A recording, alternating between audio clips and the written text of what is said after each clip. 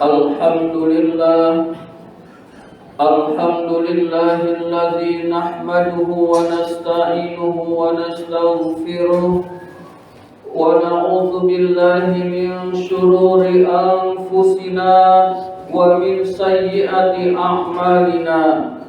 Man yahdihillahu fala mudilla lahu wa man yudlil fala hadiya lahu. Ashhadu an la ilaha illallah wahdahu la syarika lah wa ashhadu anna sayyidana wa nabiyyana Muhammadan abduhu wa rasuluh. Allahumma salli wa sallim wa barik ala sayyidina Muhammad wa ala alihi wa sahbihi ajma'in, amma ba'du. Faya ibadallah, ittaqullaha haqqa tuqatih wa la tamutunna illa wa antum muslimun. Faqala ta'ala fi kitabihil karim, a'udzu billahi minasy syaithanir rajim. Bismillahirrahmanirrahim. Wasari'u ila maghfiratin min rabbikum wa jannatin 'arduhas samawati wal ardu uiddat lil muttaqin. Kaum muslimin sidang Jumat rahimakumullah. Melalui mimbar Jumat ini khatib berwasiat khususnya kepada diri khatib sendiri dan kepada hadirin sekalian.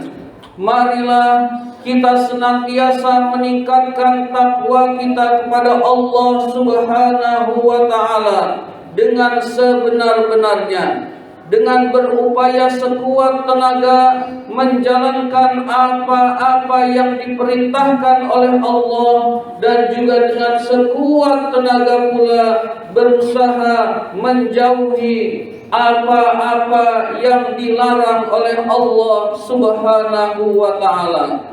Karena tidak ada kebahagiaan baik di dunia maupun di akhirat kecuali takwa adalah benteng yang melindungi, kecuali takwa adalah jalan yang menyampaikan pada kebahagiaan itu, dan juga tidak ada kesengsaraan baik di dunia maupun di akhirat kecuali takwa adalah benteng yang melindungi dari kesengsaraan tersebut. Kaum muslimin sidang Jumat rahimakumullah, Allah Subhanahu wa ta'ala mentakdirkan kebahagiaan makhluknya berbeda-beda, hadirin sekalian. Misalkan ikan, Allah tetapkan, Allah takdirkan kebahagiaannya hidup di dalam air. Jika ikan keluar dari air, maka ikan tidak akan bahagia. Contohnya lagi, misalkan cacing, Allah tetapkan kebahagiaan cacing ada di dalam tanah. Jika cacing keluar dari tanah, maka cacing itu tidak akan bahagia. Begitu juga misalkan burung, Allah takdirkan kebahagiaan burung di udara, terbang bebas di udara. Jika burung berada di dalam sangkar, meskipun sangkarnya terbuat dari emas, burung tersebut tidak akan bahagia. Berbeda dengan manusia, Allah juga mentakdirkan kebahagiaan manusia, hadirin sekalian. Allah mentakdirkan kebahagiaan manusia bukan dari kekayaannya, bukan dari pangkat dan jabatannya, bukan dari kegantengan maupun kecantikannya, dan bukan dengan popularitasnya, hadirin sekalian. Jika Allah mentakdirkan bahagia itu kekayaan, maka orang yang paling kaya adalah paling bahagia. Ternyata tidak, hadirin sekalian. Jika Allah mentakdirkan kebahagiaan itu ada di pangkat dan jabatan, maka orang yang pangkatnya paling tinggi jabatannya paling tinggi, dia akan bahagia, tapi kenyataannya tidak demikian hadirin sekalian. Begitu juga Allah tidak mentakdirkan kebahagiaan pada kecantikan dan ketampanan. Kalau demikian berarti Allah mentakdirkan kebahagiaan di dalam taat pada Allah dan Rasul-Nya hadirin sekalian. Allah Subhanahu wa taala berfirman, wa atiullaha war rasula la'allakum turhamun. Taatlah kalian kepada Allah dan Rasul-Nya, maka kamu akan dilimpahkan rahmat oleh Allah Subhanahu wa taala, diberikan kasih sayang Allah Subhanahu wa taala. Di dalam ayat lain Allah berfirman, wa may yuti'illaha wa rasulahu faqad faza fawzan 'azima. Barang siapa yang taat pada Allah dan Rasul-Nya, sungguh ia telah sukses dengan kesuksesan yang besar. Jadi Allah Subhanahu wa taala telah menetapkan bahwa kebahagiaan kita adalah di dalam taat pada Allah dan Rasul-Nya. Makin taat pada Allah, makin bahagia. Makin durhaka kepada Allah, makin banyak bermaksiat kepada Allah, maka dia akan mendapatkan kecelakaan hadirin sekalian di dunia maupun di akhirat. Kaum muslimin sidang Jumat rahimakumullah. Oleh karena itu, berusahalah kita untuk senantiasa taat pada Allah dan Rasul-Nya agar kita mendapatkan kebahagiaan baik di dunia maupun di akhirat. Di dalam melaksanakan taat pada Allah, banyak sekali rintangan-rintangan, banyak sekali hambatan-hambatan. Hambatan pertama adalah dunia. Dunia berisi harta, tahta, wanita. Seringkali dunia itu menyebabkan seorang tidak taat kepada Allah apabila dunia itu dijadikan tujuan akhir di dalam usaha mereka hadirin sekalian. Kerja keras, banting tulang dari pagi siang malam, dari pagi sampai sore hanya untuk uang, hanya untuk dunia, hanya untuk berhura-hura, maka orang ini pasti tidak akan bahagia hadirin sekalian. Oleh karena itu, jalannya adalah cinta akhirat.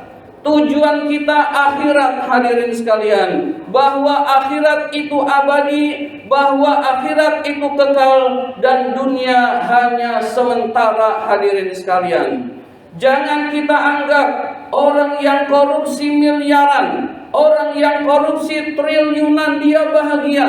Tidak hadirin sekalian, dia takut hadirin sekalian, dia khawatir ditangkap KPK, diketahui aibnya dan lain sebagainya hadirin sekalian. Jangan kita anggap orang yang pangkat dan jabatannya tinggi dengan cara curang dia bahagia. Dia sengsara di dalam menempuhnya, dan rasa takut itu hadirin sekalian tidak terbayar dengan uang hadirin sekalian. Maka kita hendaklah menjadikan akhirat sebagai tujuan hidup kita, menjadikan Allah sebagai tujuan hidup kita, yang tujuannya adalah kita bahagia di akhirat hadirin sekalian. Perumpamaan dunia dengan akhirat, kata Rasul, adalah seperti engkau mencelupkan jari kamu ke dalam air laut. Air yang menetes dari ujung jari, itulah kebahagiaan dunia. Dan air yang tersisa di lautan, di samudra yang sangat luas, itulah kebahagiaan akhirat. Jadi tidak bisa dibandingkan kebahagiaan dunia dengan kebahagiaan akhirat, karena sangat jauh nilainya hadirin sekalian. Air yang hanya 2 tetes, 3 tetes, itulah kebahagiaan dunia. Air yang ada di lautan, itulah kebahagiaan akhirat, hadirin sekalian. Maka orang bodoh adalah orang yang memilih sedikit dan mengorbankan yang banyak. Orang yang cerdas adalah orang yang memilih yang bernilai tinggi, mengabaikan yang remeh, hadirin sekalian. Orang yang korupsi itu orang bodoh, hadirin sekalian. Mengapa demikian? Dia mengorbankan akhiratnya untuk kebahagiaan dunia, dan di dunia pun dia tidak bahagia, hadirin sekalian. Maka kita berusaha taat pada Allah, taat pada Rasul. Itu insya Allah kita akan menemukan kebahagiaan di dunia dan di akhirat, hadirin sekalian. Kaum muslimin sidang Jumat rahimakumullah, yang merintangi taat pada Allah diantaranya juga adalah teman yang buruk, teman sahabat yang berakhlak buruk, hadirin sekalian. Maka jalan keluarnya adalah meninggalkan majelis yang buruk, hadirin sekalian. Kalau kita ingin tidak minum minuman keras, jangan bergaul di tempat orang yang kerjaannya minum minuman keras. Meskipun pada awalnya kita tidak minum, nanti suatu saat kita pun akan nyobain, lalu ketagihan dan seterusnya, hadirin sekalian. Begitu juga orang yang ingin baik, maka tinggalkan majelis-majelis yang buruk. Kita kembali kepada majelis-majelis taklim, majelis-majelis ilmu, dan tarku majalis su, meninggalkan majelis yang buruk, termasuk jihad juga, hadirin sekalian. Maka kita berusaha, hendaklah kita berada di majelis yang buruk, berada di majelis yang baik, hadirin sekalian. Kita bergaul dengan para ulama. Kalau kita tidak jadi ulama, minimal kita jadi ustadz, hadirin sekalian. Kenapa? Bergaulnya dengan ulama. Kalau kita bergaulnya dengan ustadz, kita tidak jadi ustadz, minimal kita jadi jamaah yang baik, sholat 5 waktunya rajin, hadirin sekalian. Kalau kita bergaul kepada orang-orang yang lingkungannya ahli tahajud, suka tahajud, kita tidak bisa mencapai tahajud, minimal sholat 5 waktunya kita terjaga, hadirin sekalian. Kalau kita bergaul di tengah lingkungan yang hafiz Quran, hafal Quran, dan lain sebagainya, minimal kita tidak sampai kepada hafiz Quran, baca Quran bisa, hadirin sekalian. Itulah pentingnya pergaulan, hadirin sekalian. Maka kita tinggalkan majelis yang buruk, insya Allah kita akan selamat, insya Allah kita akan taat pada Allah dan Rasulnya, hadirin sekalian.